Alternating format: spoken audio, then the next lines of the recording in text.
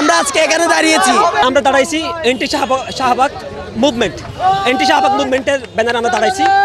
আসলে গত 14 বছর ধরে আওয়ামী লীগ যে ট্রাম্প কার্ড ইউজ করে 71 এবং রাজাকারের বিচারে যে ট্রাম্প কার্ড, এটা একটা অবিচার ছিল, অপরাধ ট্রাইব্যুনালগুলোতে ভুয়া ছিল, এটা প্রমাণিত হয়েছে। সুতরঞ্জন বালিকা তারা গুম করেছেন, এসকাবি কেলেঙ্কারি হয়েছে, এটা যে একটা সাধারণ মিথ্যা মামলা, সবাই জানে।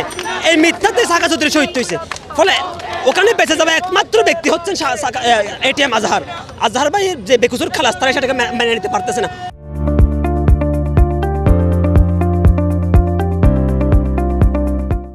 উচিত ছিল যে সমস্ত বাম ছাত্র জোট, বাম ছাত্র সংগঠন 2013 সালে শাহবাগের এনাবলার হিসেবে কাজ করেছে, শাহবাগের এস্টাবলিশমেন্টের পক্ষে কাজ করেছে, তাদের উচিত নিঃশর্তে ক্ষমা চাওয়া।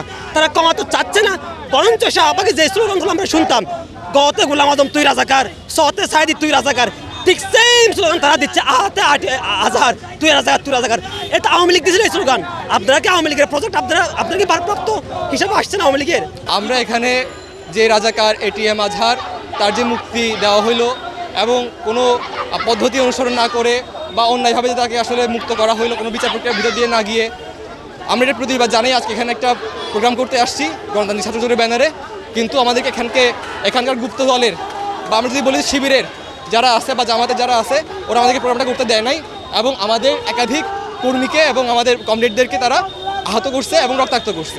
বিপক্ষে আমরা দেখলাম যে বাম গণতান্ত্রিক জোট ব্যানারে যে যারা অবস্থান নিয়েছিল, আমরা পুলিশ মাঝখানে প্রশাসন ছিল, প্রশাসন দুনো পক্ষকে বলছে আপনারা স্লোগান দিবেন না, কিন্তু বামপন্থী যারা আজকে যারা অবস্থান নিয়েছে, তারা দেখলাম যে হঠাৎ করে এখান থেকে একটা ছেলেকে ধরে নিয়ে তারা মারছে। তারপর থেকে মূলত ঘটনা উত্তেজনা হয়ে গেছে। তখন প্রশাসন তাদেরকে আর মানে আগলিয়ে রাখার চেষ্টা করছে, প্রশাসন তাদেরকে সেফলি এক্সিট দেওয়ার চেষ্টা করছে, কিন্তু তারা বারবার আক্রমণাত্মক করে ব্যাক হওয়ার চেষ্টা করছে। সুতরাং যারা এন্টি শাহবাগ মুভমেন্টে যারা সাধারণ শিক্ষার্থীরা যারা অবস্থান নিয়েছিল, যারা ফেসিবাদ বিরোধী, শাহবাগ বিরোধী 24শে জুলাইয়ের পক্ষে শক্তি, তারা চেষ্টা করছে তাদেরকে অবস্থান নিয়ে মিছিল নিয়ে চলে যাওয়ার জন্য। হঠাৎ করে ওখান থেকে স্লোগান দিল জামাত শিবির রাজাকার, এই মুহূর্তে বাংলাচার। তো এখানে এন্টি শাহবাগ মুভমেন্টের সাথে জামাত শিবিরের সম্পর্ক কী? তারা মূলত সেটা ইচ্ছাকৃতভাবে বাংলাদেশের যে স্থিতিশীল অবস্থা আছে, এই অবস্থাকে উত্তপ্ত করার জন্য তারা ইচ্ছাকৃতভাবে এন্টি শাহবাগ মুভমেন্টকে জামাত শিবিরের মুভমেন্টে তারা ডাইভার্ট করতে চেষ্টা করছে।